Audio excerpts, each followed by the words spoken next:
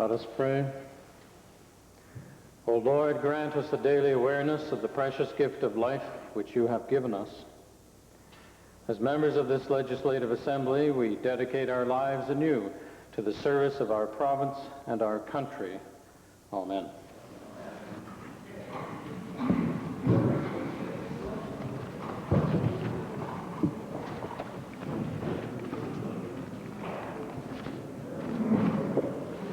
Introduction of visitors.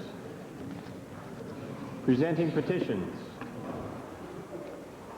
Member for Edmonton Avonmore. Mr. Speaker, I rise today to present to the Assembly a petition signed by over 1,000 people. It's in addition to a similar petition the middle of May signed by 400 people urging the government to reinstate grant funding to community-based agencies.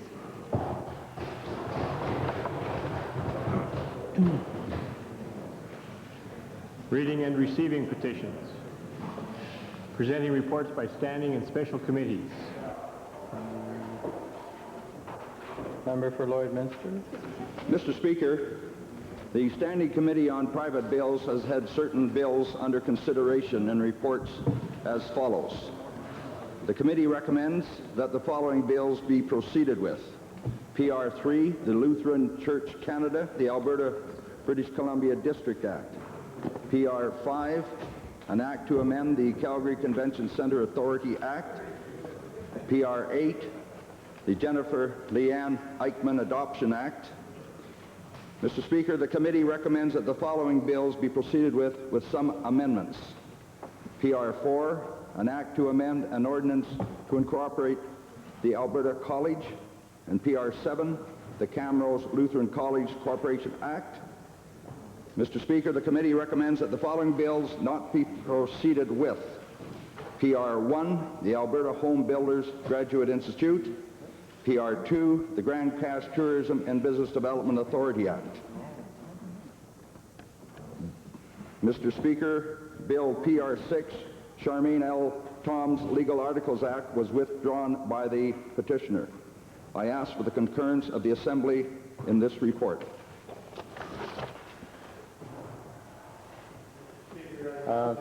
I haven't recognized you, Honourable Member. Actually, Edmonton Goldbar.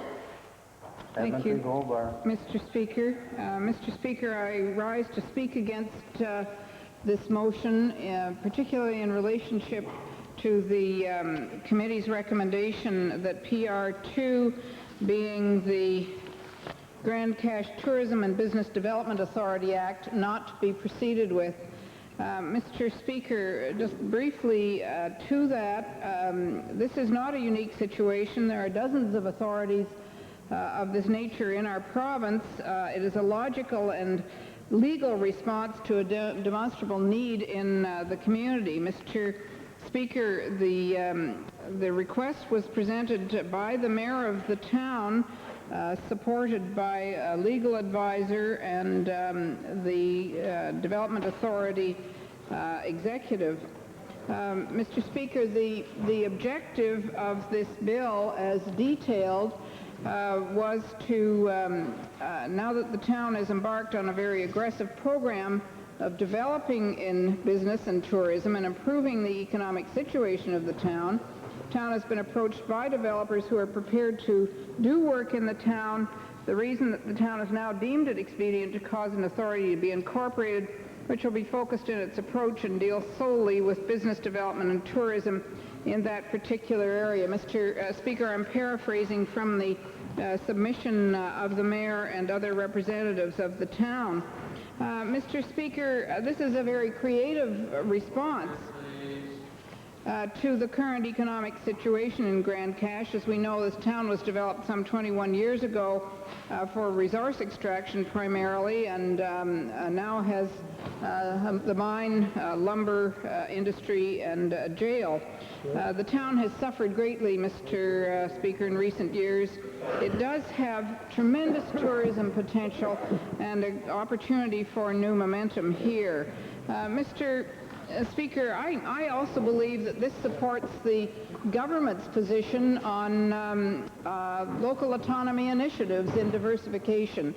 The reason for choosing a private bill, there's no provision to do what they need to do under the MGA. This would create a private non-profit organization. It would allow the corporation to access funds not normally available to the municipality and to deal with private developers. And the town's assets, Mr. Speaker, would be protected and secured throughout. The personnel would be all appointed. It would be under the control of town council, members of the Chamber of Commerce, council members and citizens at large, and they would have a built-in conflict of interest clause in the bill. Mr. Speaker, the legal advisor said we want the town's assets to be secured. We want negotiations, deliberations to go on with developers and other parties prepared to spend money. We want them dealing with a separate corporate entity. I think a laudable kind of objective. Mr. Speaker, there are precedents, of course, for this bill in cities in our province, tourism authorities that are operating very well. The alternatives were to have it simply be a department under town council. The mayor's response, however, was that it needed to be an arm's length to access the expertise necessary. Another possibility was under the Business and Corporations Act, Mr. Speaker, but I believe it's imperative that we have a non-profit operation here. A society would not serve because they could not enter into joint ventures with other jurisdictions. Mr. Speaker, just finally, there was a government task force that the delegation spoke to that met with Grand Cache. It was a government task force made up of several departments: forestry, lands and wildlife, tourism, transportation. The function being to allow the town to have direct access into government, and the task force itself at the original meeting suggested the structure of the authority, which would allow them a single entry into what is happening in the town, so that we have our own government departments advising this, and I believe it's incumbent on us. Mr. Speaker, the town is taking the initiative here. They're responding to the need. They're in collaboration with government departments. It's a creative response to stabilize the economy and to diversify. Mr. Speaker, I want to present an amendment, therefore, to the bill on private bills that would, I'll ask that it be circulated. Mr. Speaker, the effect of this amendment, which simply allows the bill, PR2, to remain on the order paper for further consideration by the Private Bills Committee or by the Legislative Assembly. Mr. Speaker, this would help the town in the sense that if there is to be reconsideration, it would not need to reapply, and the need to re-advertise and go through the process of making an application for a private bill, which would incur large costs to the town of Grand Cache, working in opposition to what they're trying to do. Mr. Speaker, I ask for the support of all members of the Legislative Assembly for this amendment.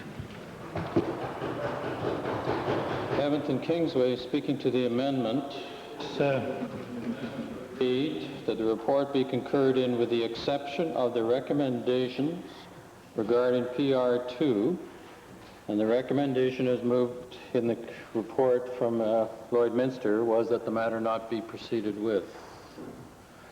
Edmonton Kingsway. The amendment goes on further to say that the bill be kept on the record so that if the town of Grand Cache, it doesn't, I'm sorry, I haven't got a copy of the, okay. If the amendment leads to that effect, then that is okay by me. Honourable Member, you now have a copy of the amendment. So I'll speak to the amendment. What it says, with the exception of the recommendations regarding PR2, the recommendation is brought forward by the Vice Chairman of the Committee is that it not be proceeded with, period. I certainly concur that this part of the report not be concurred with on the part of the Assembly. This bill, the Grand Cache Tourism and Business Development Authority Act, is a very excellent bill. The member for Gold Bar has outlined a lot of the details to the Assembly, so I don't need to reiterate that. but I would like to reiterate a couple of arguments as to why it should at least not be allowed to die at this stage, or we should not send them back to the drawing board. The government likes to talk a lot about the economic development in the sense of helping small communities develop their economies.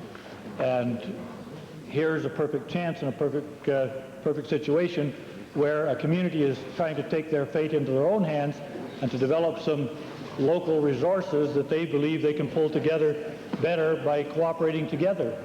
And I don't understand why the majority on the committee decided that somehow this was unnecessary.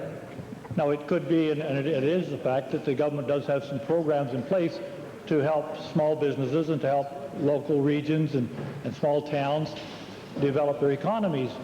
But surely the people of Grand Cache are the best ones to judge whether or not what is being done so far is adequate to the task, and clearly they've decided it's not, and something more comprehensive, something more specific is needed, and they have put together a very excellent suggestion here. I can't help wondering if the Minister of Economic Development and Trade, who purports to support local economic activities in this province, has had a look at this bill, and if he has, what he finds wrong with it.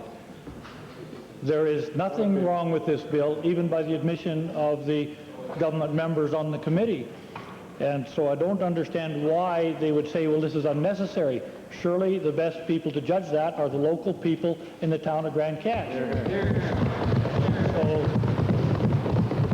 So I do hope that the members of the Assembly will support this amendment and not let this Bill PR2 die. It is a very excellent bill. It should at least not be allowed to die. We should not send these people back to square one and say, start over again, we don't like what you did. What they did was excellent. It should be proceeded with. If you're not prepared to proceed with it, at least don't make them start over again. It takes quite a lot of time and effort and quite a lot of money to put together such a comprehensive and very well thought out and very excellent piece of legislation. If we can just keep this alive, then this committee later, or this assembly later, can perhaps decide to proceed with this bill. Edmonton Whitemount. Thank you, Mr. Speaker. I support the amendment as put forward by the member of Edmonton Goldbar. I think we have to back up a bit in the history of the attempts of some economic development within the town of Grand Cache. The town of Grand Cache took it upon itself a couple of years ago to bring on a sort of a relatively full-time development and economic officer because they realized some of the potential within their community. And Grand Cache is a very, very nice community. Any of you that may not have had the opportunity to visit should visit and see the potential of that community. And they've chosen to pursue it aggressively. And I think it's the type of pursuit that all members of this legislative assembly should be supporting. We talk in terms of the Minister of Municipal Affairs, for example, setting up a task force to look at rural Alberta, to look at the problems when we talk about the decay of rural Alberta, how we can keep rural Alberta alive, how we can keep it vibrant. And here's a situation where a smaller municipality in rural Alberta is making some very, very viable attempts to bring on some new industry, bring on some new economic development potential, and what happens, it is not supported by this very assembly, at least not at this particular point, or by that committee. Hopefully it will be supported by this assembly. Hopefully this assembly will see the wisdom. I think it's recognized substantially by this government that there is a need for revitalization in some of the smaller areas.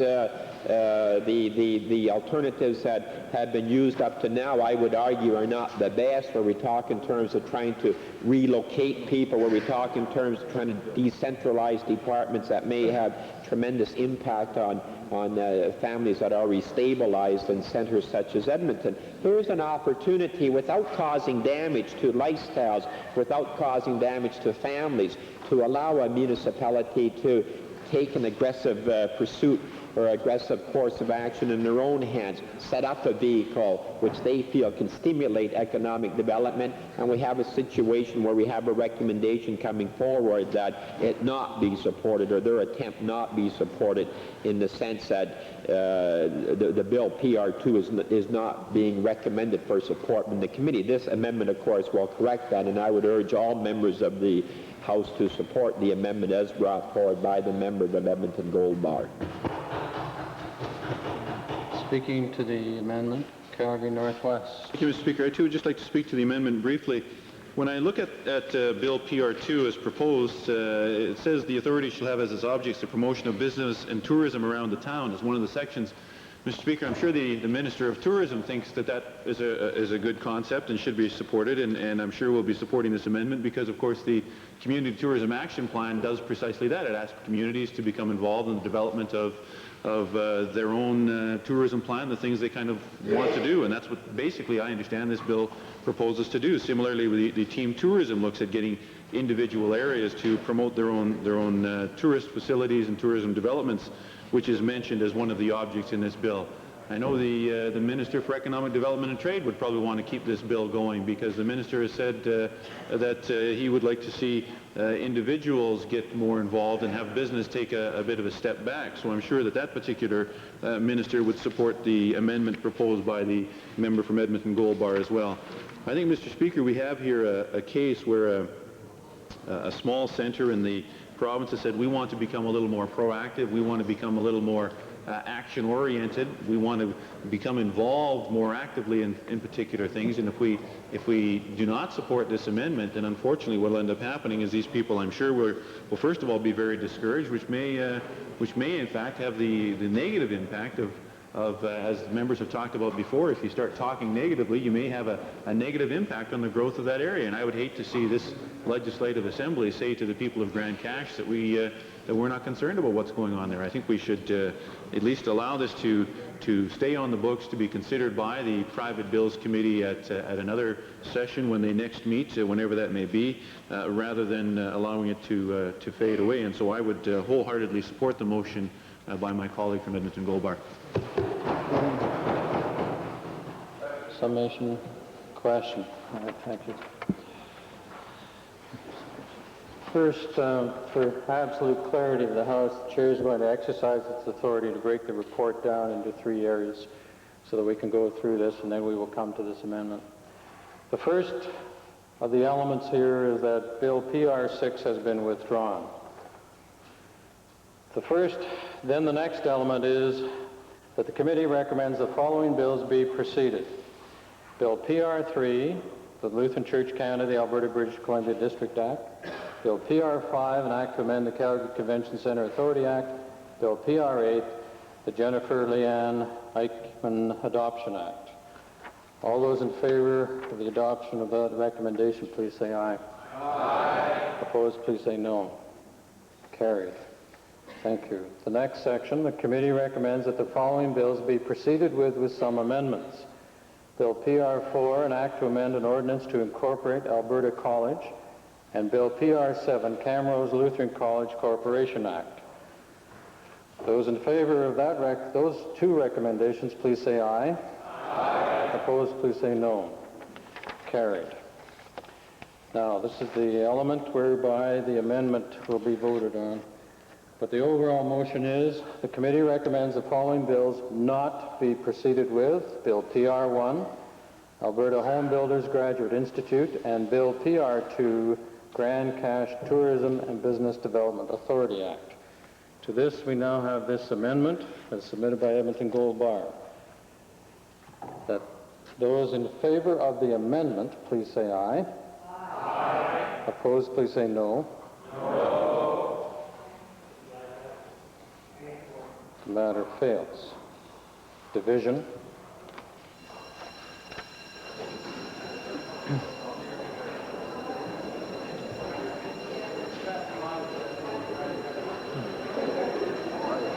Good. How are you? Pretty good.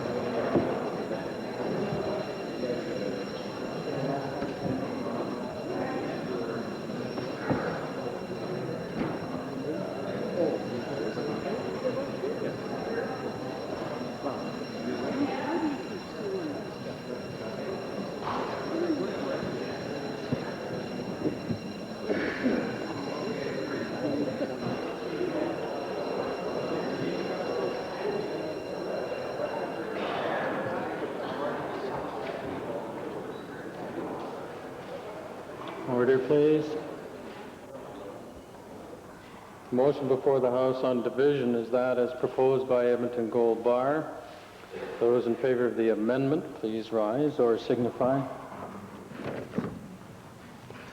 Mr. Martin, Mr. McInnes, Ms. Barrett, Mr. Fox, Mr. Sigurdsson, Mrs. Hughes, Mr. Wickman, Mr. Mitchell, Mr. Taylor, Mr. Schumer, Mr. McEachern, Ms. Melsness, Reverend Mr. Roberts, Mr. Hawksworth, Mr. Wozniak, Ms. Lang, Mr. Chivers, Mr. Gibault, Mrs. Gagnon, Mr. Brusiker. Opposed, please rise. Honorable Mr. Anderson, Honorable Mr. Sparrow, Honorable Mr. Isley, Honorable Mr. Elzinga, Honorable Mr. Fjordbotn, Honorable Mr. Horsman, Honorable Mr. Stewart, Honorable Mr. Orman, Honorable Mrs. Vetkowski, Honorable Mr. Kowalski, Honorable Mr. Dinning, Mr. Musgrove, Mr. Bogle, Honorable Mr. Fowler, Honorable Mr. Klein, Honorable Mr. Speaker, Honorable Mr. Gogo, Honorable Mr. Weiss, Honorable Dr. West, Honorable Mrs. McClellan, Honorable Mr. Main, Honorable Mr. Brassard, Dr. Elliott, Mr. Johnson, Mr. Moore, Mr. Gazelle, Mr. Zaruski, Mr. Cherry, Ms. Callahazen, Mr. Highland, Mr. Day, Mr. Bradley, Mr. Drobot, Mr. Tanis, Mr. Nelson, Mr. Clay, Mr. Evans, Mr. Fisher, Mr. Payne, Mr. Cardinal, Mr. Thurber, Mr. Adie, Mr. Paskowski, Mr. Lund, Mr. Severson. Order, please. Mr. Speaker, for the amendment, 20, against 45. Thank you. The motion that is before the House now reads thus. The committee recommends that the following bills not be proceeded with: Bill PR1 and Bill PR2. Additional speakers to that motion. Member for Lloydminster, proposer of the main motion, in some... Mr. Speaker, I wanted just to speak on PR2 for 1 minute. And it is the understanding of the committee that the municipality can incorporate the authority under the provisions of the Business Cooperation Act or under Part 9 of the Company Act at this time. And so therefore, liabilities of the authority could ultimately be facing the province, hence all taxpayers. Thank you. Those in favor of the motion, please say aye. Aye. Opposed, please say no. No. Matter carries. Notices of motions. Member for Edmonton Millwoods. Mr. Speaker, I'd like to give notice of my intention pursuant to Standing Order 40 to move the following motion after question period. Be it resolved that in recognition of June the 15th to the 22nd being Occupational Health and Safety Week in Alberta and across Canada, the Legislative Assembly extends its congratulations to the Canadian Society of Safety Engineering for their efforts in sponsoring this week, which brings important workplace safety issues to public attention. Be it further resolved that the Speaker convey this motion to the Canadian Society of Safety Engineering. I have copies of the motion for all members. The introduction of bills. Minister of the Environment. Thank you, Mr. Speaker. Mr. Speaker, I request leave to introduce Bill number 53, the Environmental Protection and Enhancement Act. This being a money bill, His Honor, the Honorable, the Lieutenant Governor, having been informed of the contents of this bill, recommends the same to the Assembly. Mr. Speaker, this bill consolidates and updates 9 different pieces of environmental legislation and provides a consistent framework for environmental protection.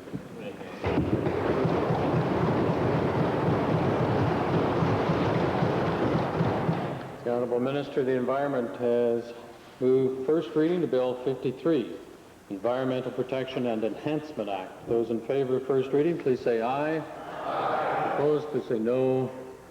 Carried.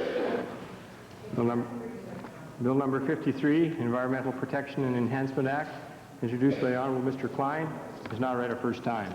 Member for Highwood. Mr. Speaker, I request leave to introduce a bill, Bill number 50, being the Family and Domestic Relations Statutes Amendment Act 1991. This act, Mr. Speaker, addresses the rights of children born outside marriage, and it provides the legal mechanism for these children to have a legal relationship with their father. The honourable member for Highwood has moved first reading of Bill 50. Those in favor of first reading, please say aye. Aye. Opposed, please say no. Motion carries. Bill number 50, Family and Domestic Relations Statutes Amendment Act, introduced by the Honourable Member Mr. Tanis, is now read a first time.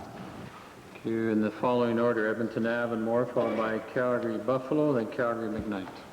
Oh. Thank you, Mr. Speaker. Mr. Speaker, I beg leave to introduce Bill 241, a bill, Individual Rights Protection Amendment Act. It is a bill that would provide for sexual orientation as a protected category, as well as in relevant sections, political beliefs, family status, source and level of income, and conviction of an offense for which a pardon has been granted. These would become protected categories. It also allows for the Commission to initiate its own investigations and to also do group investigations. The honourable member for Edmonton Avonmore has moved first reading of Bill 241, Individuals' Rights Protection Amendment Act. Those in favor of first reading, please say aye. Aye. Opposed, please say no. Carried. 41. Order, please. Order. Clerk, please. Bill number 241, Individual Rights Protection Amendment Act, introduced by the Honourable Member Ms. Lang, is now read a first time. Calgary Buffalo. Thank you, Mr. Speaker. I request leave to introduce Bill 272, being an act to amend the Auditor General Act. This act would give to the Auditor General power to make money for value audits, would expand the jurisdiction of the Auditor General over corporations controlled by the province, and would extend the time of appointment to 10 years and provide for non-eligibility for reappointment.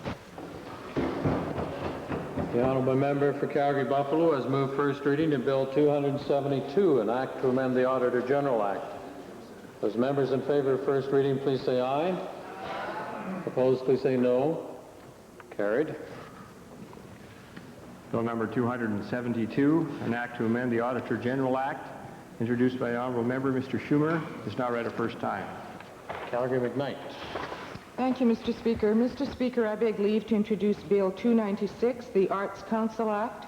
This bill will create an Alberta Arts Council, which, in addition to fostering the development, study, and enjoyment of all the arts, will serve as an effective channel of communication and information between the culture ministry and the arts communities.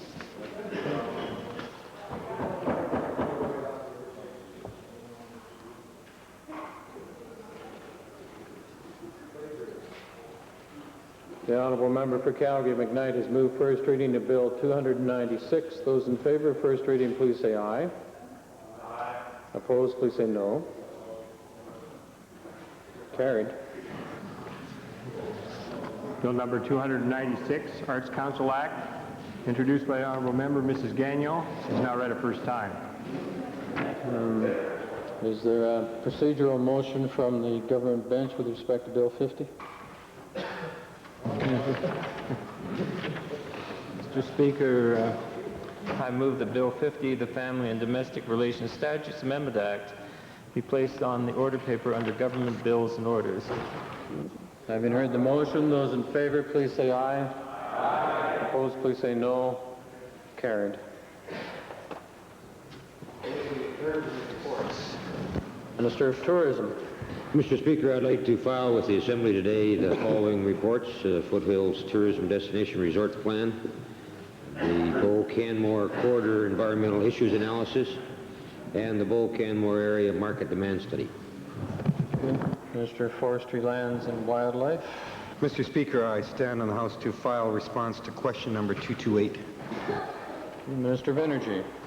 Mr. Speaker, I would like to table with the Assembly the 1990-91 annual report of the Alberta Electric Energy Marketing Agency. Additionally, Mr. Speaker, I'd like to table the annual review 1989-90 for Alberta Canada Energy Resources Research Fund. And lastly, Mr. Speaker, I'd like to table the annual report 1989-90 for Alberta Energy. Minister of Municipal Affairs.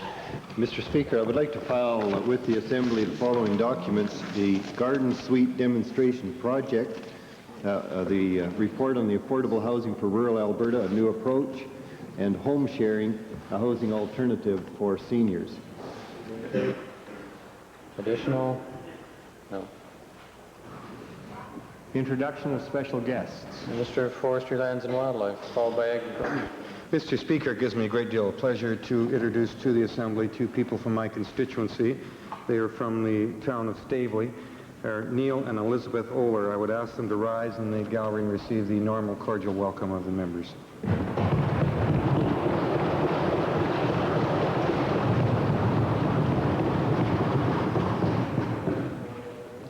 Now, Mr. Speaker, for years veterinarians across the province have been providing care and treatment to injured and orphaned wildlife, and today we formalize that agreement. And with us, I hope they're still here because of the delay today, are Dr. George Long, the President of the Alberta Veterinary Medical Association, Dr. Mike Person, the Vice President, and Mr. Hans Flatla, the Registrar and a committee member.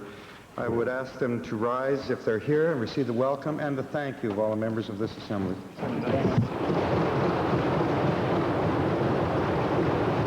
Minister of Agriculture, followed by the Minister of Environment. Mr. Speaker, it's my pleasure today to introduce to you and through you to the members of the Assembly 16 students from the Legoff School located on the Coal Lake First Nations Reserve in the constituency of Bonneville. They're accompanied today by their teacher, Mrs. Bouchard. They're seated in the members' gallery, and I ask that they stand and receive the welcome of the Assembly.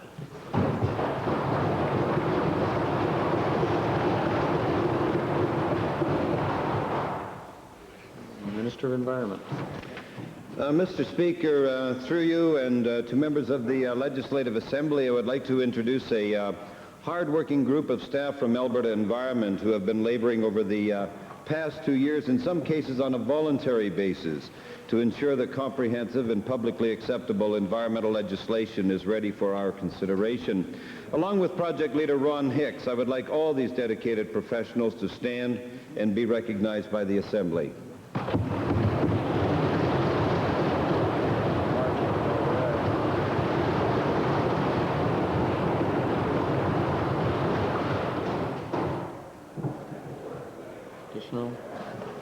Ministerial statements. Deputy Premier.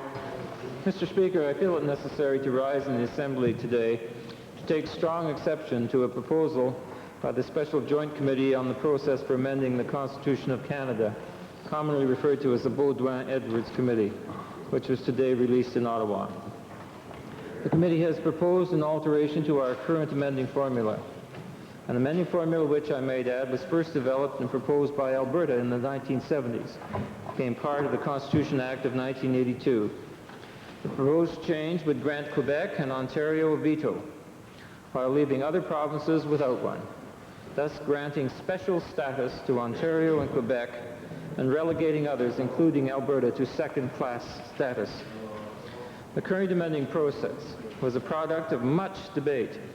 In fact, constitutional development was blocked for decades precisely because governments could not come to an agreement on an amending process.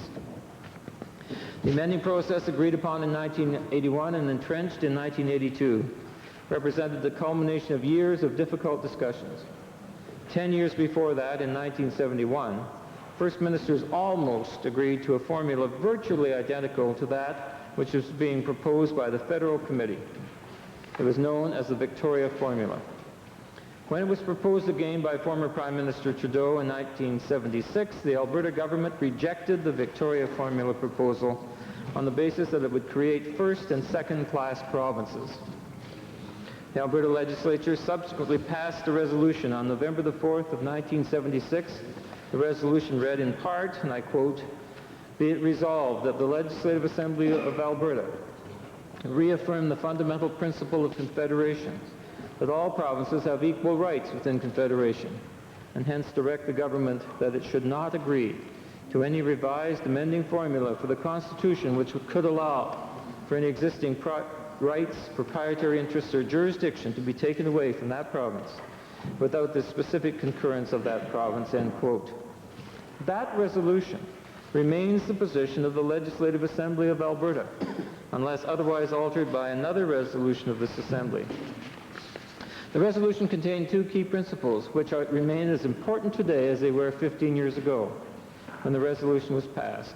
First, all provinces have equal constitutional status. Secondly, with respect to the rights, proprietary interests, and jurisdiction of the provinces, neither the federal government nor any other province can determine the constitutional status of another province. I wish to table today a letter from Premier Getty to one of the two co-chairmen of the Federal Joint Committee, dated April 29, 1991, concerning the Government of Alberta's long-standing views on the amending formula.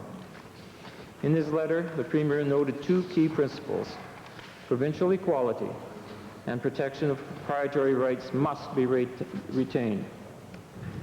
Although, as I noted earlier, the 1976 resolution remains the position of the Assembly unless otherwise altered, there are those who may say that in making the statement today, and in writing to Mr. Edwards in April, the Premier and I are prejudging the work of the Select Special Committee.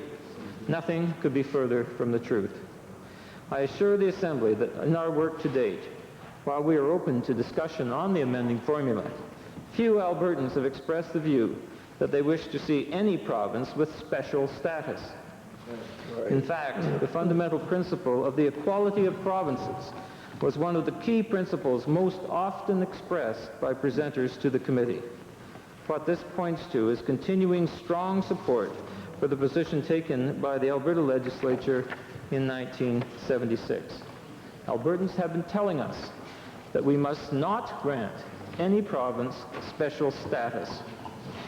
It is important to remember one important point.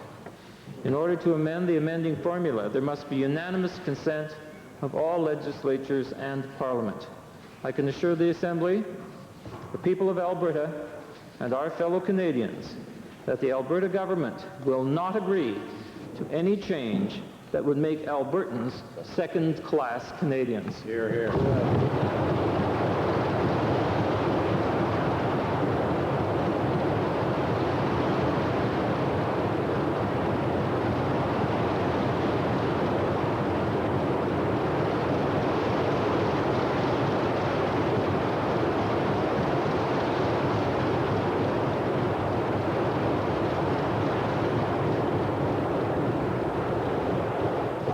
Opposition? Mr. Speaker, surprisingly, the minister's not going to get any argument from me on this particular point.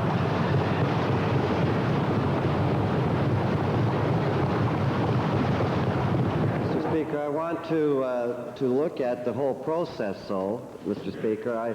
I find it somewhat offensive that at this stage of the constitutional development that they are coming forward with such specific proposals, such as dealing with the amending formula. Surely one of the things that we should have learned from the Meech Lake fiasco is that this is down the way in terms of even talking about the amending formula, because we have to determine what kind of country we want and what kind of powers are needed, Mr. Speaker. And for them to be coming with a very specific proposal that has very implicit implications, Mr. Speaker, I certainly do not agree with. The public certainly has to be involved, and the minister alluded to that, Mr. Speaker. If we're in the process of listening to people, we don't come out with a specific proposal like this and say that we're listening. It's wrong. It's fundamentally wrong, Mr. Speaker. And I want to say that I'm somewhat worried, I'm sure that all members of the Assembly share the same warning, that we may be into rolling the dice again, Mr. Speaker. A number of proposals come forward, and then meetings with politicians talking to politicians across the country, and all of a sudden bilateral moves between the federal government and Quebec. And that also would be unacceptable. I think we have to move the process. We've suggested such things such as constituent assembly. There may be other ways to involve the public, but that's been the best way I've found out so far. So, Mr. Speaker, as I say, I think it's appropriate that the minister brought this forward to the Assembly today, Mr. Speaker, and we certainly, in this case, agree with the minister that this is inappropriate at this time.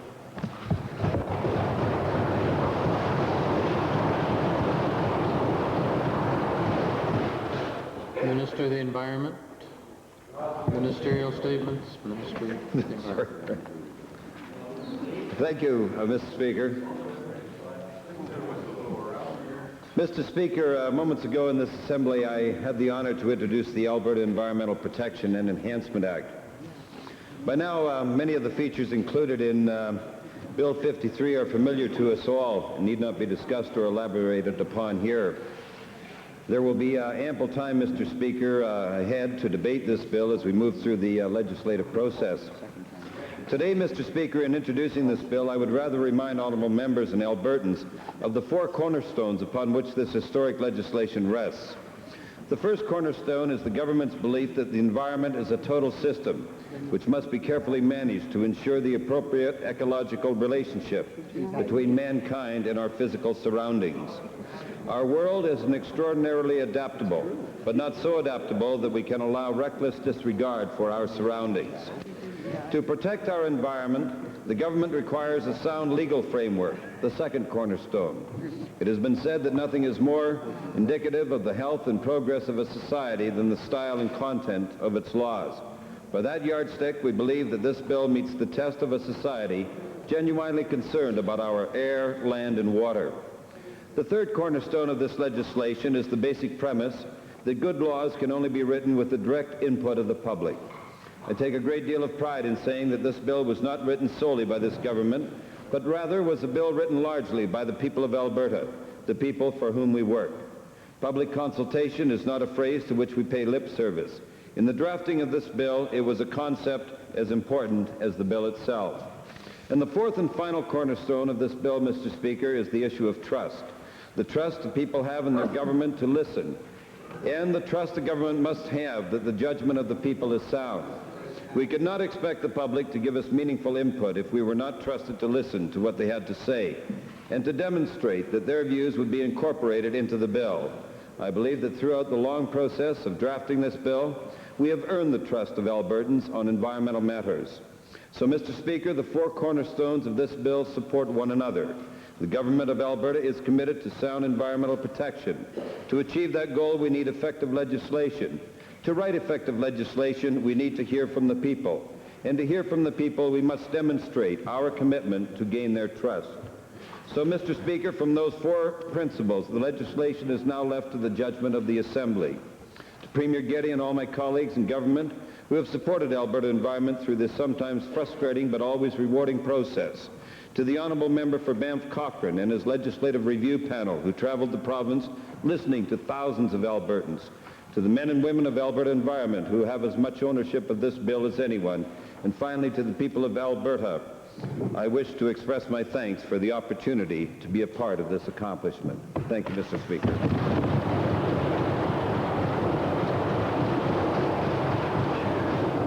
Leader of the Opposition. Mr. Speaker, deja vu. Yeah. I think I heard the same speech a year ago, Mr. Speaker. The same ministerial announcement, Mr. Speaker. I think he even tabled a bill. Well, Mr. Speaker, the four cornerstones are hard to disagree with, Mr. Speaker. Hard to disagree with, but actions speak louder than words. Mr. Speaker, what we have here is nice-sounding rhetoric coming from the minister and a bill that's tabled again in the Assembly, Mr. Speaker.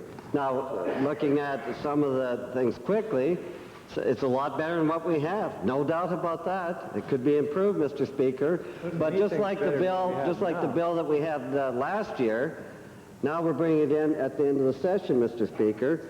And I want the minister, he should have told us, does he intend? He said the weeks and months ahead, Mr. Speaker. Well, that could be months and months and months and months, the way this government moves in terms of environment, Mr. Speaker. So if they are serious about this, let's make a commitment here and now, in this session right now. We will debate this particular bill, Mr. Speaker, and give us a commitment. Give us a commitment that this is not also going to die in the order paper as the last one did, Mr. Speaker. I understand there's some problems in the caucus, Mr. Speaker, so this is probably a compromise. We'll bring it forward again, have a news conference and tell them that we care about the environment, and then let it sit there. So if we're serious, and this minister is serious about the four cornerstones and what a great bill he is, we will debate it in this session before we adjourn, Mr. Speaker. And I say if that's not the case, then frankly all this is a stalling mechanism, Mr. Speaker, without doing anything serious about the environment and bringing in legislation. It can't be both ways. Either we deal with it in this session or it's a stalling mechanism. Thank you, Mr. Speaker.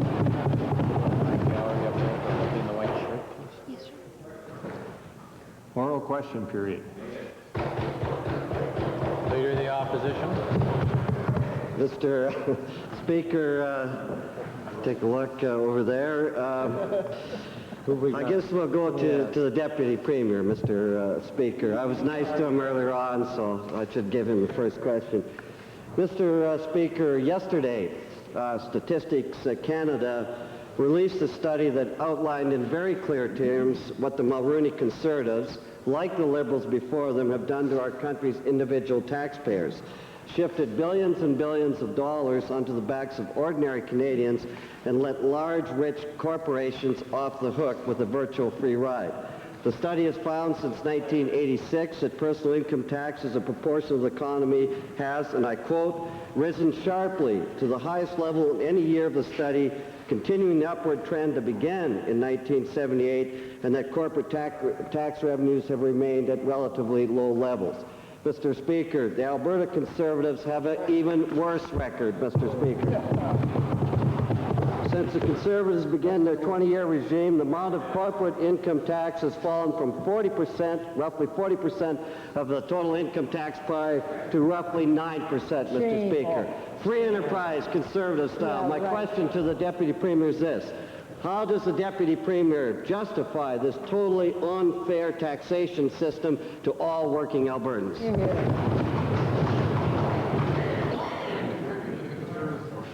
Corporate taxes are a necessity, obviously, to tax corporations as part of the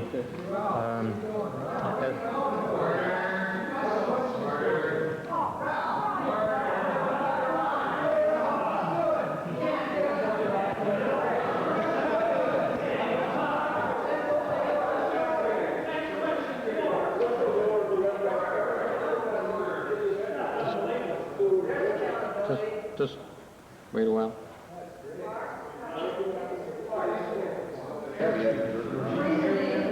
For the benefit of the television viewers, I trust that they will know that that uproar was not because of anything I said. Trust that will be.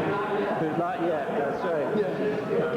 Well, but nonetheless, the uproar is noted by people who observe parliaments, and they don't note it with a lot of pleasure. But nonetheless, to continue my answer, we have maintained a low level of taxation on small corporations in Alberta in order to encourage the growth of small corporations.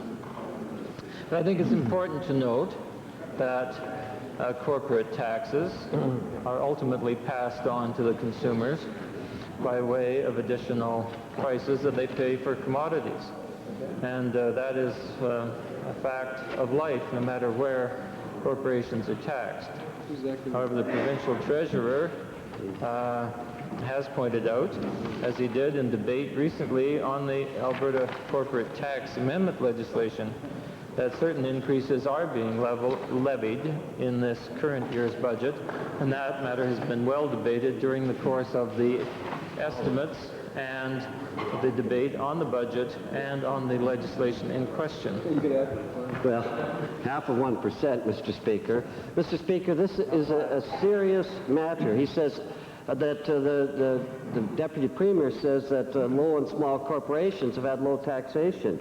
Yes, but it's not small and it's not low, Mr. Speaker. At 1987 to 89, there's at least 20 corporations with combined profits of $1.25 billion who didn't pay one single penny, Mr. Speaker.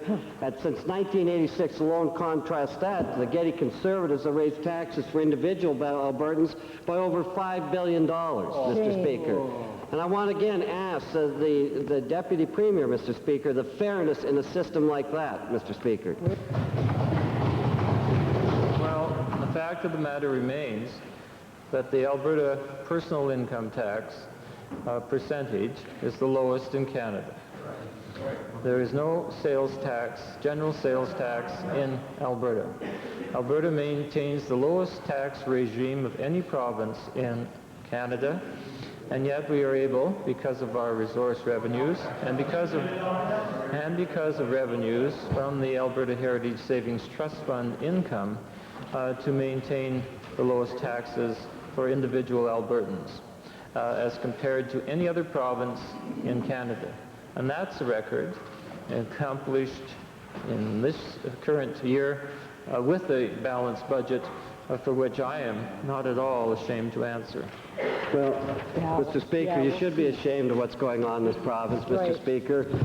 You may call it taxes. Just look at all the other things. Health taxes, Mr. Speaker. Taxes on this, taxes on that. Here's the list of them, Mr. Speaker. You may not want to call them taxes, but if it quacks like a duck and looks like a duck, it is a duck. $5 billion coming from those people, Mr. Speaker, while profitable corporations aren't paying a penny, Mr. Speaker.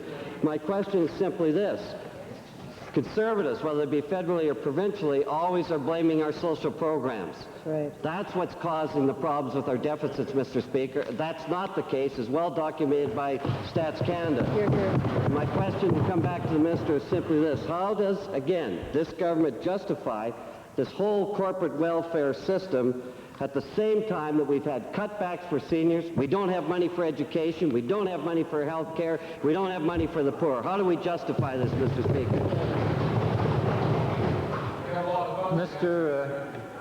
Mr. Speaker, I am not ashamed of what's going on in Alberta for 1 minute. I am proud of what's going on in this province. Right.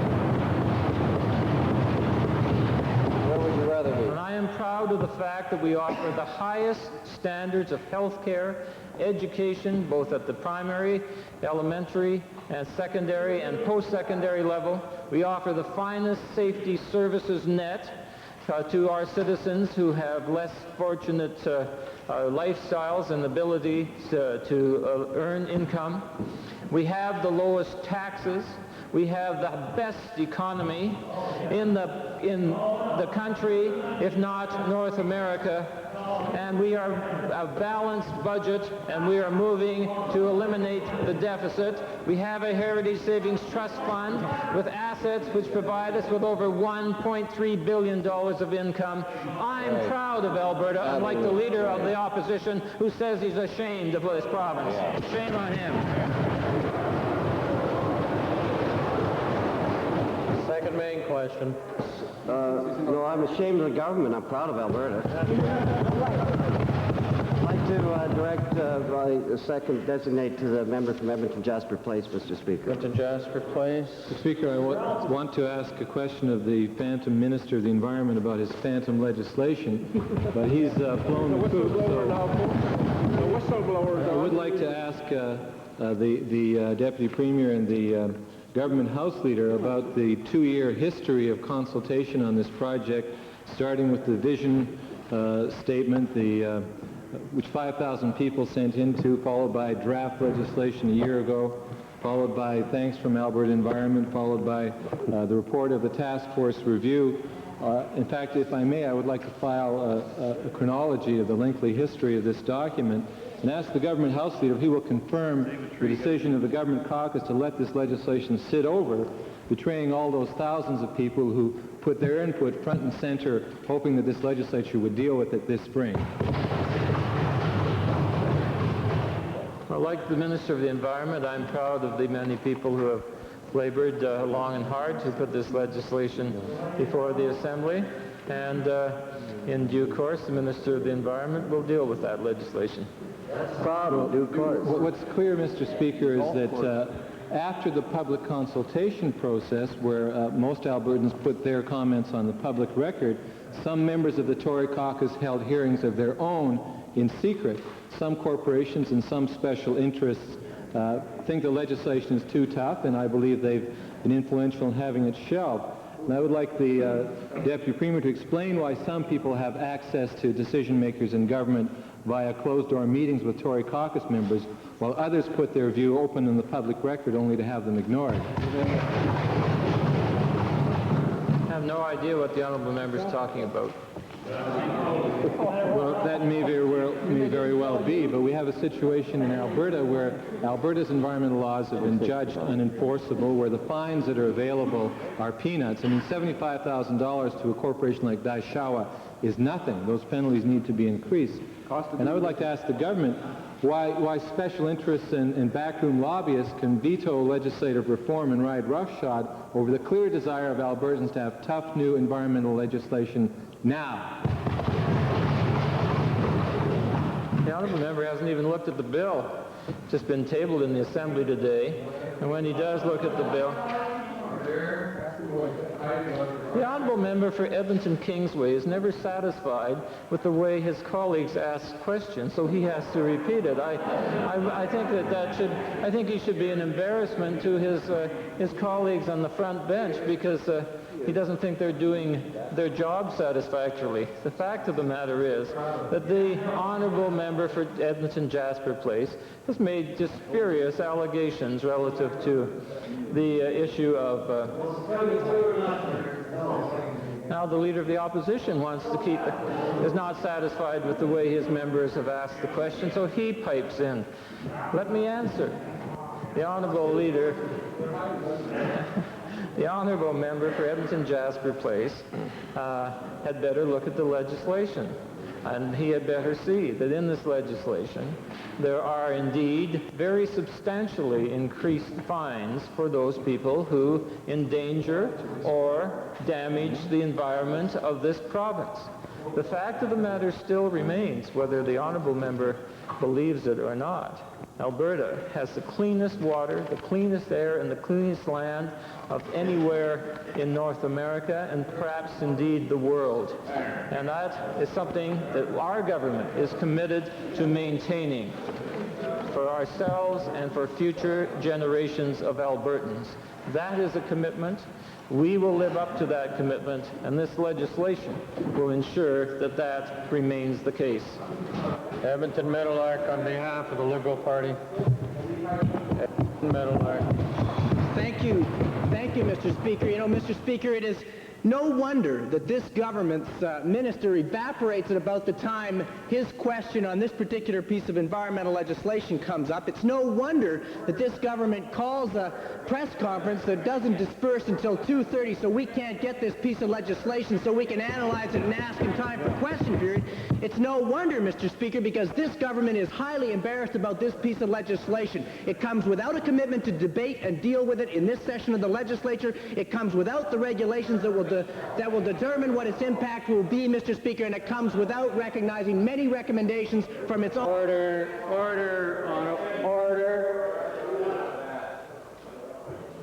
Thank you. Now you've let off that amount of steam. Let's have a question, please. You're a little embarrassed about it too, Mr. Speaker. I don't blame you. Take your place, honourable member. Take your place. Bow Valley is recognized. That's fine, honourable member. Take your place. Take your place, honourable member.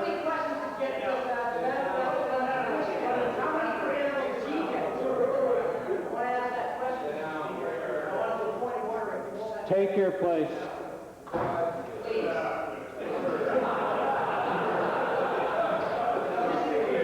Thank you. Mr. Mitchell, member for Edmonton Meadowlark, you are named to the House. please exit. Thank you, honourable member. Thank you, honourable member. Member for West Loch Sturgeon, Mr. Taylor, you are named to the House. Please take your exit.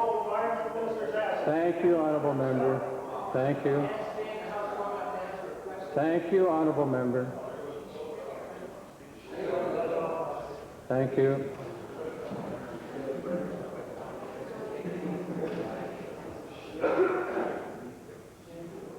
Order, please. There's no need to call shame. That's unparliamentary as well. Thank you, honourable member. Take your place. Go away, please, for a while. Bow Valley. Mr. Speaker, I have a question for the Deputy Premier. As a follow-up of the Premier's tour in support of Alberta abroad, if the Deputy Premier has talked to the Premier recently, maybe he could bring us up to date on what his activities are as to date. Yes, Mr. Speaker, the Premier today in the United Kingdom attended the Ascot races and had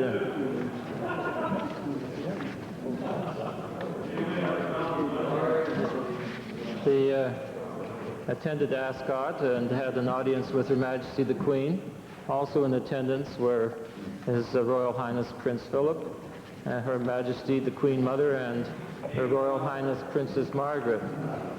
The audience lasted for well in excess of half an hour, and following that the Premier returned to London, where he is probably still engaged in a dinner engagement which is being hosted by the Agent General for Alberta, Mrs. Mary LeMessurier, and attended by prominent members of the British political, financial, and business communities. This, Mr. Speaker, is part of the effort that is being undertaken by the Premier to acquaint the United Kingdom leadership with the opportunities that exist in Alberta for trade and investment. It is very much part of a significant effort to promote this province abroad. Mr. Speaker, maybe the Deputy Premier could tell us what the activities of the Premier will be tomorrow.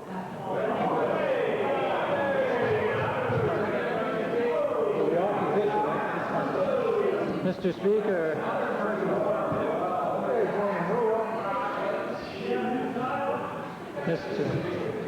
Mr. Speaker, the odd thing about this outburst by the opposition parties is that they were clamoring for information a week ago. Now they don't want it. Political opportunists. I find that just a little puzzling. The fact of the matter that tomorrow their conduct is very puzzling today, quite frankly. Tomorrow he will have meetings with the business community and the chief financial advisors to Alberta in the United Kingdom, Morgan Grenfell. And those meetings will last the better part of the day, following which he will have a news conference in the United Kingdom with representatives of the Canadian and other press there. And of course we are delighted that the Edmonton Journal has seen fit to dispatch, at their own expense, of course, a reporter to follow the Premier around so that his activities can be fully and completely reported. And that is, in my view, an example that could be well followed by other news media sources so that they will, in fact, see how important it is that the people of the United Kingdom and the major financial market of the world knows about this province, its opportunity for growth, development, investment, trade, tourism. Thank you. Edmonton Avonmore, please. Thank you, Mr. Speaker. Mr. Speaker, my question are to the member responsible for the Premier's Council on the Family. This government states that it is committed to families and to community-based agencies which provide support for families. But Mr. Speaker, the Minister of Social Services has received numerous letters in regard to the government's decision to change the fee structure to community-based agencies which provide treatment for families in which sexual abuse has occurred. And today I have tabled a petition with in excess of 1,000 signatures which decries the same government policy. To the member responsible for the Premier's Council on the Family, will he now commit to advocating on behalf of Alberta families who are in distress and petition the minister responsible to provide family with real choices by rescinding his decision to move to a fee-for-service funding structure? Mr. Speaker, I'm happy to respond to the member by saying that I myself personally and also the Premier's Council in support of Alberta Families advocates for families in many different areas, and I appreciate this suggestion being brought forward. I will take that under advisement and take it up with the Minister. Thank you, Mr. Speaker. Mr. Speaker, my second question is also to the member responsible for the Premier's Council on the Family. Mr. Speaker, it is my understanding that 19 children without status with the Department of Family and Social Services and their families who have been receiving treatment at the Group 5 Edmonton Sexual Abuse Treatment Centre have been put on a waiting list, and therefore treatment will be delayed and progress to date may well be jeopardized. My question, what commitment will the member responsible for the Premier's Council on the Family make to ensure that these families will not suffer as a result of delays caused by the government's ill-conceived policy? Well, Mr. Speaker, the mandate of the Premier's Council in support of Alberta families is very clear in terms of advising the government on areas that will strengthen Alberta families. When we have specific issues raised like this, while I appreciate the concern that's being brought forward by the member who's raised it, it's really not the mandate to take these specific issues on a daily basis and address them. However, as I stated on the initial question, I will make sure that the minister responsible is aware of the concerns brought forward. Calgary McKnight. Mr. Speaker. Mr. Speaker, the critical situation in acute care hospitals with staff layoffs and bed closures has now backed up into long-term care. For several weeks now, the Liberal caucus has told the government about the crisis in long-term care in centres such as Medicine Hat and Calgary's Care West. Now we have information from the Dr. Fanning Centre in Calgary, where residents and family are pleading with the minister to reinstate staffing and funding cuts. And I would like to table a letter from concerned family and patients at the Fanning Centre, signed by 70 such Albertans. My questions are to the Minister of Health. Will the minister tell us exactly what she is doing about the situation in long-term care, where patients are needing higher levels of care, yet the government, by their actions, are forcing a reduction in the number of staff? Mr. Speaker, I'm pleased to have a question on the health system, and I would take the opportunity to indicate to the House that I attended a meeting last night with the new Federal Minister of Health, Mr. Benoit Bouchard, and wanted to assure Albertans and Canadians that as Ministers of Health, regardless of our partisan politics across Canada, reaffirmed our commitment to the principles, unequivocally to the principles embodied in the Canada Health Act, and committed further to work to ensure the sustainability and the affordability of our health system into the future. With respect to the honourable member's question on what are we doing in long-term care, it really speaks to the issue of managing health in the 90s in the most effective way to ensure that we have a system into the future and to ensure that we're using those resources where they are needed most. In the case of the Fanning Centre, it is one of several facilities operated by the Care West Board in Calgary, and one of over 20 facilities on long-term care operated in Calgary. And what we are doing is taking a leadership role in Canada, and in fact many of the provinces discussed the issue with me last night in Toronto, and are matching resources to the needs of patients. That's a very important principle and theme in health, and I would remind the honourable member that in long-term care in Calgary, as part of the Alberta health system, we have given substantial increases to ensure that we are meeting the needs of Calgarians and Albertans in their long-term care needs. Thank you to the Minister for that response. Now I would like to know, though, if the Minister would agree to meet with the patients at the Fanning Centre and hear from them directly what their very valid concerns are. Mr. Speaker, it's not a matter of singling out one facility versus another. I meet with facilities across this province, including facilities who have been seriously underfunded for the level and type of patient that they are dealing with. And I will continue to meet with Albertans as we try to ensure that our health dollars are spent where they are needed most, and that we are providing the access to health services that all Albertans need. Lloydminster. Thank you, Mr. Speaker. During the last session of the Assembly, this Assembly supported Motion 21 unanimously, which was brought forward by the member for Lethbridge West, the Minister of Advanced Education, urging the Government of Canada to strike a Korean Volunteer Service Medal. And Mr. Speaker, I was pleased to learn that on June 17th, the Federal Minister of Veterans Affairs announced that service medals will be awarded to Korean veterans. And my question is to the Deputy Premier, Minister of Intergovernmental Affairs. Can you, sir, comment on what role the Government of Alberta will play in honoring Alberta Korean veterans now that the federal government has acted in recognition of Canadians who served during this conflict?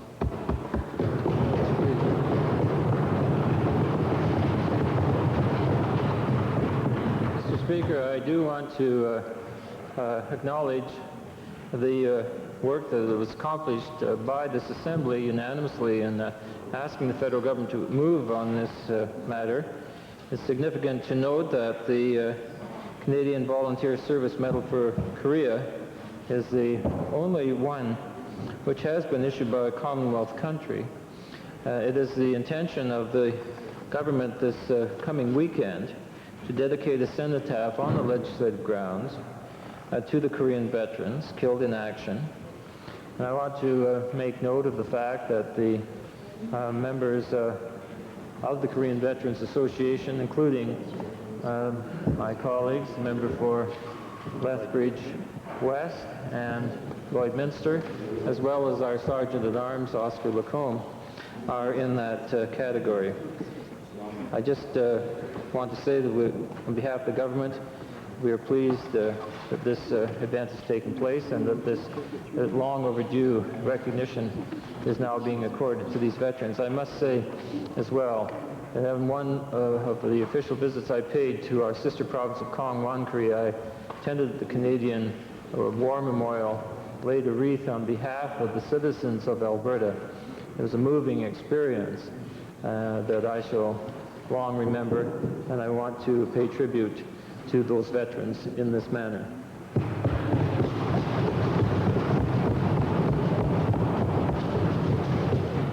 A supplementary, Mr. Speaker. Could the minister say when these service medals might be awarded? This year, perhaps?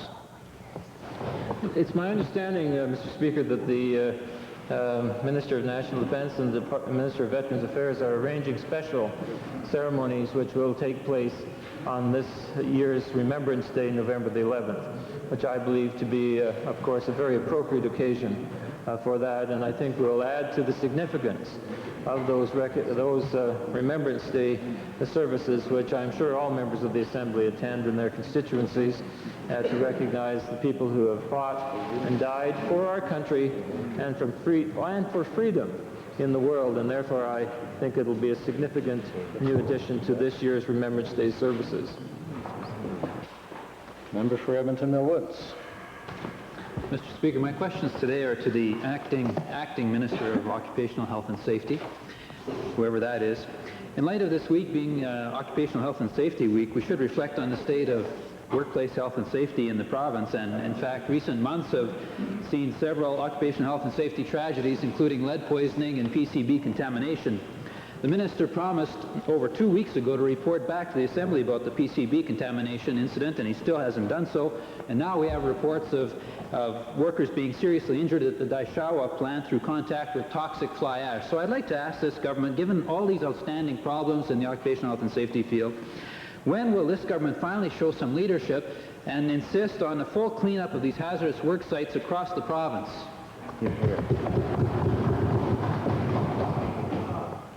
Mr. Speaker, I'd be very pleased to take this question under advisement. Well, Mr. Speaker, given the importance of these health and safety issues, can the government at least advise us of when the Minister of Occupational Health and Safety will show up in the House to answer some questions about his portfolio?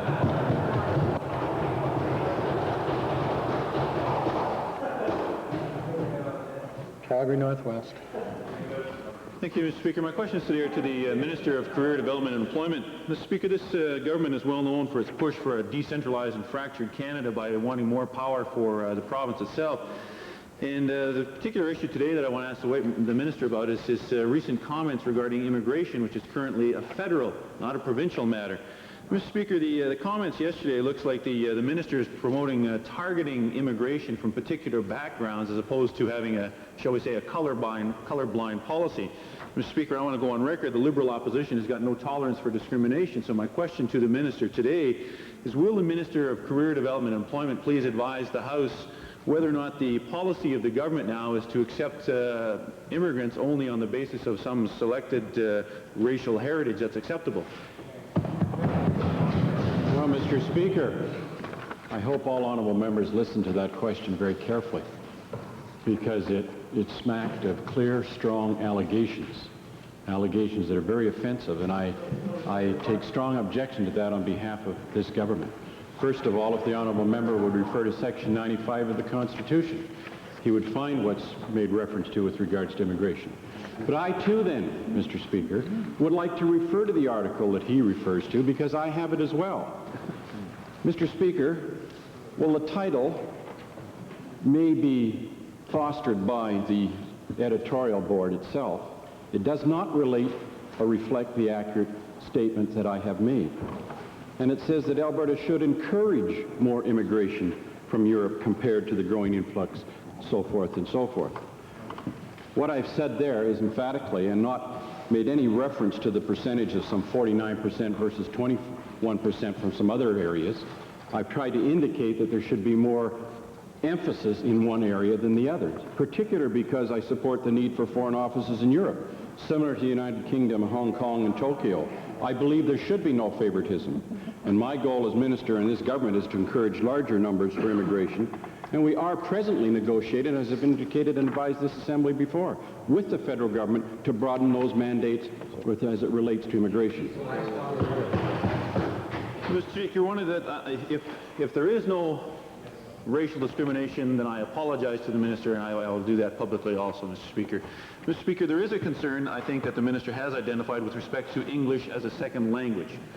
We've talked about that before in the House, and I'm wondering if the Minister will commit to pursue from the federal government additional funding to promote English as a second language training that is in ratio, in proportion to the number of immigrants that we accept here in the province that have a difficulty with English, so that we can get these people into the mainstream and be part of our society.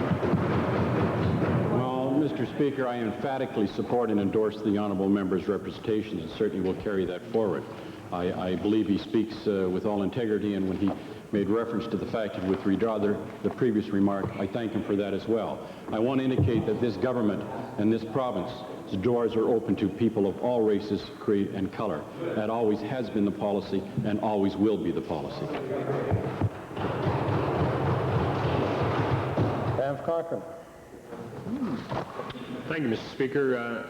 My question today is to the Minister of Tourism. The Bow Corridor has become the center of tourism activity and tourism interest by a number of development companies over the past 2 or 3 years. And I know that the Department of Tourism has attempted to assist the Municipal District of Bighorn and the town of Canmore with a study on visual impacts and the potential impacts of development in the corridor. And I'm wondering whether the Minister could divulge to the House the status of these studies. Yes, Mr. Speaker, the studies are just in their completion stage, and I believe they will be a meeting in Canmore being planned for approximately July the 10th for public distribution of the study and a news release going out with it at that time. A supplementary question, Mr. Speaker. Am I to understand that the study that is being completed by the Department of Tourism would be a recommendation to the local municipalities rather than something that would be imposed upon those local municipalities by the provincial government? Yes, it is a study to show the concerns of many citizens, and it is definitely not being imposed on them. It is for the local government to use at their discretion if and when they want to. Member for Vegreville. Thank you, Mr. Speaker. Mr. Speaker, the Cabinet has the power to establish farm product commissions that collect levies from producers. Unfortunately, they used that power a couple of years ago to establish the Alberta Canola Growers Commission against the best wishes and best judgment of a large number of canola producers in the province. They don't listen. Now, many farmers and farm groups, including the Alberta Wheat Pool, are worried that the government's going to exercise this power again to set up a barley growers commission, thereby giving that commission the opportunity to take money from farmers without permission. And I challenge the Minister to announce here and now that he will give producers the right to decide by insisting that no more commissions collecting levies from farmers will be established without a majority vote of producers through plebiscite. Right on. Mr. Speaker, under the Agricultural Products Marketing Act, which was debated and passed by this House, a structure was set up to allow for refundable checkoffs, commissions with refundable checkoff status. Under that legislation, we now have, I believe it's 5 commissions formed. The test as to whether or not the producers like the commission concept depends upon the amount of refunds requested. If a significant amount of refunds are requested, then a plebiscite is provided for under the legislation. To date, it would appear that those that have commission status are satisfied because none of them have requested the refunds to the point of triggering the plebiscite. The barley growers have went through about 2 years of intensive communication with producers. All those meetings are supervised by the Marketing Council, and I'm pleased to say that as of today, a press release went out announcing the new Alberta Barley Commission. Mr. Speaker, that's a travesty. Democracy is not a matter of convenience. It's a basic right of Albertans. Coming at a time when Albertans are demanding an opportunity to have input. They want to have a say. And I'd like to ask the Minister why he believes that the decision about whether or not a barley commission should be set up is best made by a majority vote of Conservative cabinet ministers sitting around a table in a secret meeting than by a majority vote of farmers through a plebiscite. How can he believe that? Mr. Speaker, either the member is not listening or he does not want to hear, or maybe even he can't hear. I reviewed the legislative process that was debated in this House, the structure that is set up for any group to proceed to commission status, the type of support that they have to get from their public meetings. I reviewed that the Marketing Council supervises most, if not all, of those meetings. The series of meetings the barley growers of this province conducted showed significant support for a commission. once it goes through the processes laid out by this House, the final granting of status through order in council is pretty well routine. If, as I've already indicated, a significant number of producers do not wish to have that commission, they simply ask for their money back, and that triggers the plebiscite. Edmonton Whitemud. Thank you, Mr. Speaker. Recently, when the minister responsible for the status, or the Premier's Council on the status of Albertans with disabilities, a great deal was made by the minister in terms of improvements in the lifestyles of persons with disabilities. There has been a couple of positive actions. The Minister of Labour and the Building Code, the Minister of Economic Development and the Ability Plus program. But at the same time, Mr. Speaker, I must point out the reductions in certain items within the Aids to Daily Living program is an example of real hardship. And there's a couple of other areas, Mr. Speaker. To the minister responsible for culture, 2 years ago I raised in this House the matter of a lack of an infrastructure system for the hearing impaired within the, or infrasound system for the hearing impaired in the 2 auditoriums. It's mentioned in the report. When is the minister going to make a commitment to provide the installations of those infrasound systems so those with hearing impairment can enjoy those fine facilities like the rest of us? Well, Mr. Speaker, I appreciate the question from the honourable member from Edmonton Whitemud, and when he asked the question last time, I gave him the answer, which still applies. When the government undertakes to renovate the facilities and undertakes to assign money to those facilities, that will be among the first things that will be done. We recognize the need to provide the entertainment and the service to all Albertans, and those things will be accomplished. The commitment has been made in the response the government gave to the committee of the report of the Premier's Council on People with Disabilities. That commitment has been made, and it still exists. Mr. Speaker, that could be a long time coming, and in the meanwhile, my minister responsible for the Premier's Council shifted out, so I'm going to have to direct this to the minister responsible for transportation to accompany the changes in the proposed building code, which will accommodate additional parking within shopping centers and public places for persons with disabilities.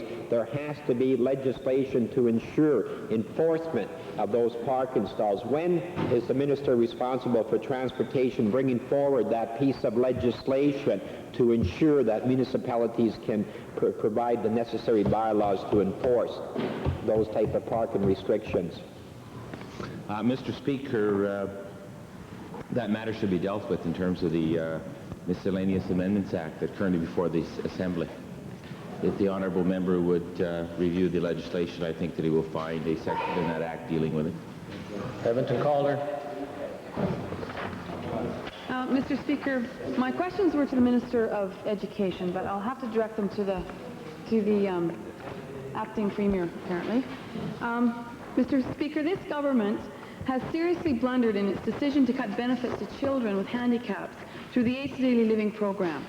It is clear that those affected by the cuts, parents, professionals, and caregivers, have not been consulted, and that the effects of the cuts have not been properly researched. I would ask the acting Premier, it is quite clear that this government supports integration by some of the statements that have been made by the Minister of Education. But the cuts to this, the Aids to Daily Living have particularly have parents and schools concerned as it relates to the diaper supplies. And to the acting Premier, given that, that schools are raising all kinds of concerns about sanitation, increased workload for program aides, and concern for health and dignity of students with handicaps, can the acting Premier justify how he can concur with these cuts to the Aids to Daily Living program? Mr. Speaker, there's no question that some of the people on handicapped children's services are served by the AADL program as well, and are required to cost share the incontinence supplies along with other Albertans if they can afford those supplies. However, we fully recognize that there may be special, as I've indicated in this House on several occasions, medical, special financial, or special personal circumstances which would see an Albertan needing beyond the limited number or limited dollar amount of supplies that are available under the program. There is an appeal process for that person, and that applies to not just children on handicapped children's services, but all other Albertans as well. Mr. Speaker, and to the Minister of Health, excuse me. The schools have expressed a number of concerns about the cutbacks to the ACE Daily Living program, as they will affect these children who have handicaps that are attending their schools. And I would ask the minister to please go out to the schools and talk to parents and talk to professionals in the school. Take the Minister of Health or the Minister of Education with her when she goes and find out what's really going on. Because the dignity of these students is at stake, Mr. Speaker. And I would ask the minister, does she understand how serious these cuts are? And would she please rescind these cuts as they're affecting many families? Speakers, I've indicated in the House about 70% of Albertans last year used less or equal to or less than $400 worth of incontinence supplies. And I certainly realize, as I said in my first answer, that there may well be special circumstances applying to an individual. And it's not for the Minister of Health to deem what are those special services, special circumstances, but rather an appeal tribunal that looks at those circumstances and ensures that if there is a need beyond what is supplied by the program, that can be accommodated. I think that's the fairest and the most proper way to deal with this very difficult issue, but one which I think is the proper way of managing health in the 1990s. Standing Order 40, Edmonton Millwoods. Mr. Speaker, as I gave notice earlier, the motion I propose to ask for unanimous consent for the House is, be it resolved that in recognition of June 15th to the 22nd being Occupational Health and Safety Week in Alberta and across Canada, the Legislative Assembly extend its congratulations to the Canadian Society of Safety Engineering for their efforts in sponsoring this week, which brings important workplace safety issues to public attention. And be it further resolved that the Speaker convey this motion to the Canadian Society of Safety Engineering. And speaking to the urgency of this motion, Mr. Speaker, this is Occupational Health and Safety Week, which ends tomorrow. The theme this year is excellence, today's goal, tomorrow's reward. The Canadian Society of Safety Engineering has taken a leading role, and it's most appropriate that the Assembly extend its congratulations to them for their efforts in this regard. This motion is usually the kind that would come forward from the government benches, but since that didn't happen, I'm pleased to sponsor the motion on behalf of the Official Opposition and Democratic Caucus, and I hope we'll have support from all members of the House. Thank you. Under Standing Order 40, only the mover may make the case of urgency. There is the request then for unanimous consent for the matter to proceed. Those willing to grant unanimous consent, please say aye. Aye. Opposed, please say no. Motion carries. Edmonton Millwood speaking to the motion. Thank you, Mr. Chairman. Mr. Speaker, just to be brief, we would like to encourage all members of the House to speak to support this motion. The objectives of Occupational Health and Safety Week include the increasing worker and employer awareness of their rights and responsibilities for health and safety at the worksite, encouraging employers to develop and use health and safety programs, and promoting the practice of healthy and safe habits at work, at home, and during recreational activities. And as I mentioned, Mr. Speaker, the Canadian Society of Safety Engineering has taken a leading role in this regard. This is the 6th annual week of Occupational Health and Safety, and I would encourage all members to join me and pass this motion to extend our congratulations to them. Member for Edmonton Whitemud. Thank you, Mr. Speaker. We're pleased to go on record in support of the motion as presented by the member representing Edmonton Millwoods. The efforts being made by the Canadian Society of Safety Engineering, that particular organization, is very, very important. Our Canadian Society of Safety Engineering, it's very, very important. It not only allows for the focusing or bringing forward those issues relating to safety to the public attention, but more important than that, once those issues are brought forward, there's a responsibility on the part of all of us as legislators within this assembly and other assemblies throughout this country to ensure that we deal with those in an appropriate fashion, to ensure that those at work, those that are out on work sites, those that have jobs that are more riskier than others are afforded the type of protection, that type of health and safety that they deserve, and to preserve their own lifestyles and preserve their own health. In conclusion, we do support the motion. The Minister of Telecommunications. Mr. Speaker, on behalf of the Honourable Minister of Occupational Health and Safety, and indeed all the colleagues at the government side, we're very pleased to lend support to this particular motion and to congratulate, along with the other members, the Canadian Society of Safety Engineering, not only for their efforts in declaring this as a special week, but also for their efforts throughout the year in bringing forward ideas and ways in which safety in the workplace can be improved. There's no doubt about it that the greater the awareness and the educational aspect among the public, the greater the safety and health of the individual workers. I'm pleased that the Honourable Minister is this week very much engaged in participating in these important events that are taking place with respect to occupational health and safety, and I know that he has shown in his term of office great interest and dedication to these causes and objectives, and so we're pleased to join with all honourable members in this particular motion. Is there a call for the question? Honourable member for Edmonton Millwoods. Summation? I think I've said everything needs to be said. Okay.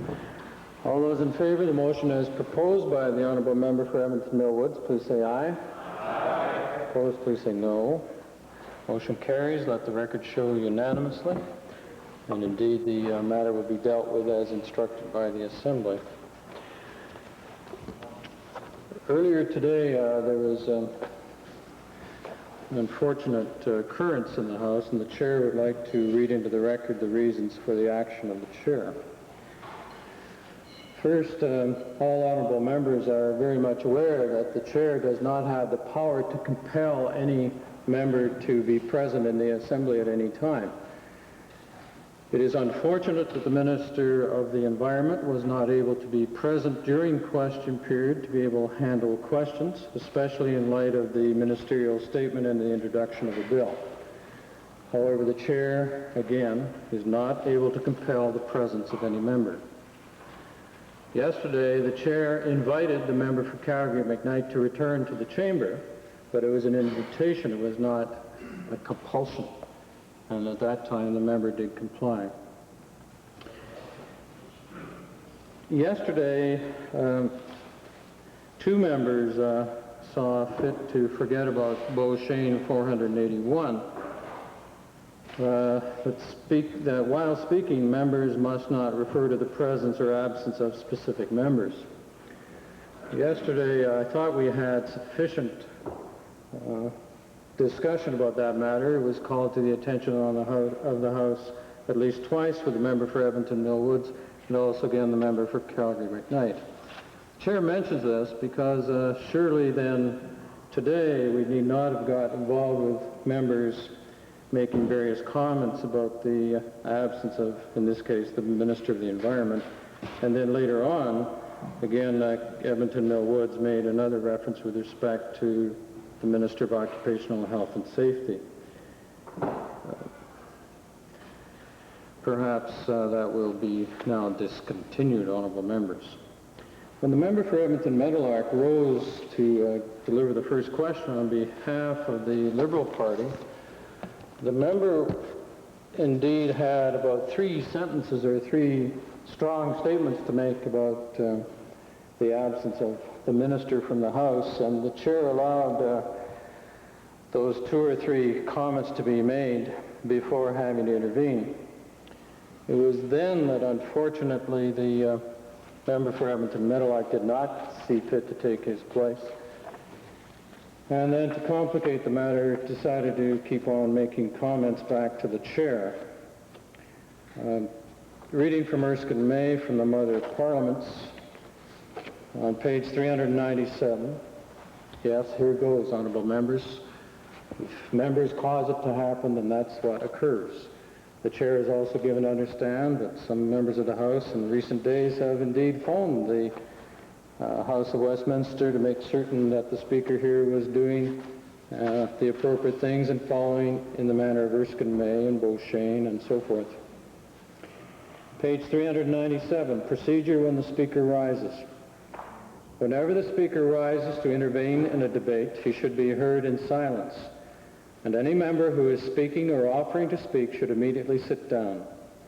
Members should not leave their seats while the Speaker is addressing the House. Members who do not maintain silence or who attempt to address the Speaker are called to order by the majority of the House with loud cries of order and chair.